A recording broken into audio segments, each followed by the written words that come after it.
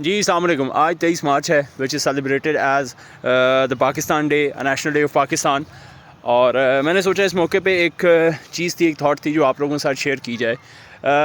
کہ کیسے جو ہے یہ بیانیہ جو ہے وہ کیسے ہائی جیک کیا جاتا ہے, کیسے پورے کا پورا نیریٹو بدل دیا جاتا ہے اپنے مفاد کے لیے, اور کیسے چیزوں کو مینیپولیٹ کیا جاتا ہے بڑا ہی ایک سرپرائزنگلی طریقے سے.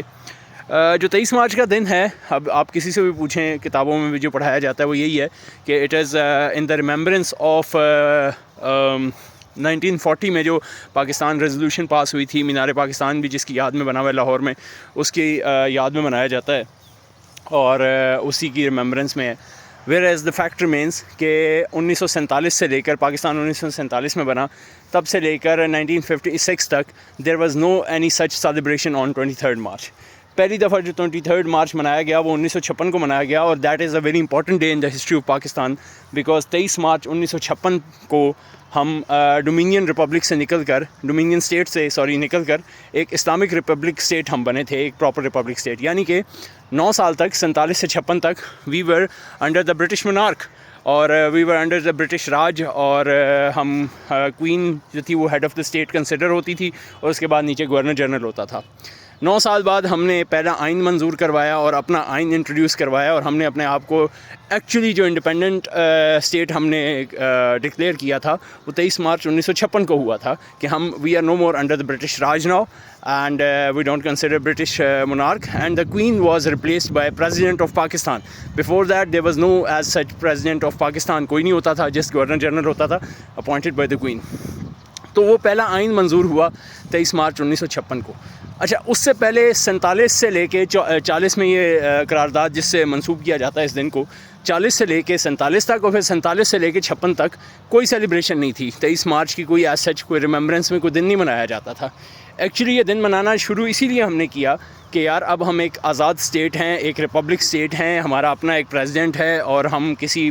برٹش راج کے انڈر یا کسی کوئین کے انڈر, کسی monarch کے اندر, کسی بادشاہت کے انڈر نہیں ہے, اور یہ ایک پیپلز ریپبلک اسٹیٹ ہے. تو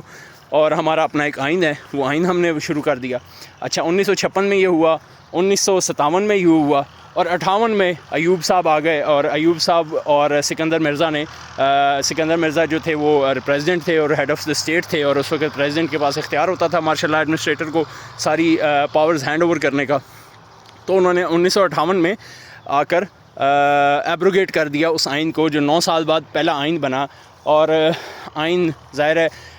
کسی بھی ایک جمہوری ملک میں کسی بھی آسمانی کتاب کے بعد سب سے امپورٹنٹ جو اور سب سے مقدس کوئی کتاب ہوتی ہے تو وہ اس ملک کا آئین ہوتا ہے, کیونکہ without constitution, without law, we are nothing but just savages. تو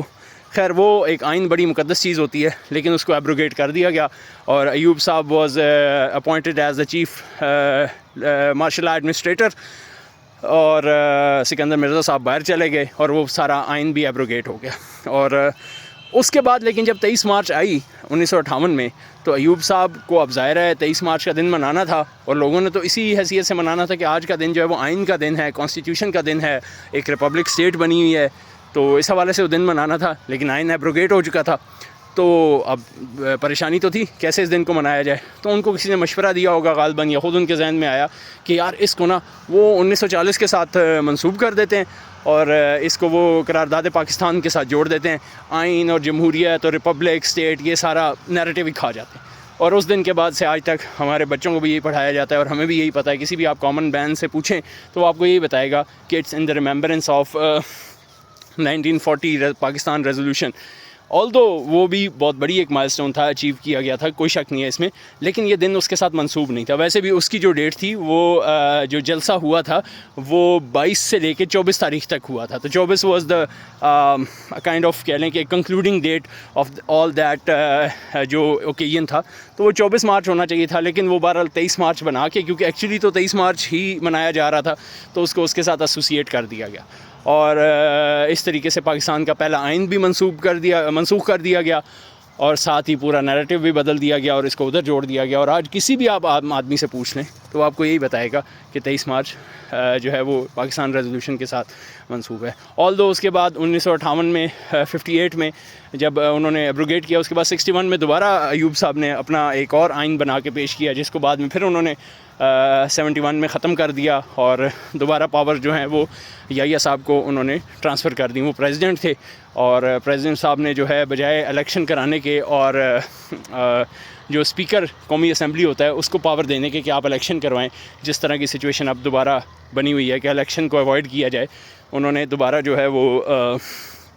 یحییٰ صاحب کو وہ پاورز ٹرانسفر کر دی تھی. خیر وہ تو بعد میں ہوا, آگے جو بھی ہوا, اور پھر اس کے بعد کافی لمبی کہانی ہے.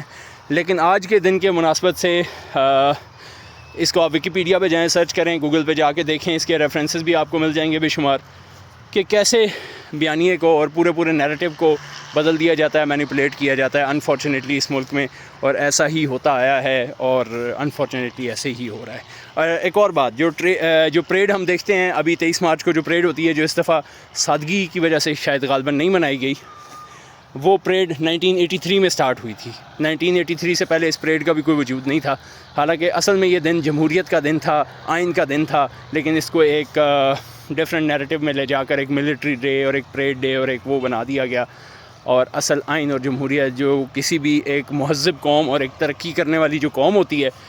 اس کا خاصہ ہوتا ہے, اس کو تہس نہس کر دیا گیا. Anyways thank you so much. اس ملک کے لیے دعا کریں, اللہ تعالیٰ بہتری کرے. تھینک یو, اللہ حافظ.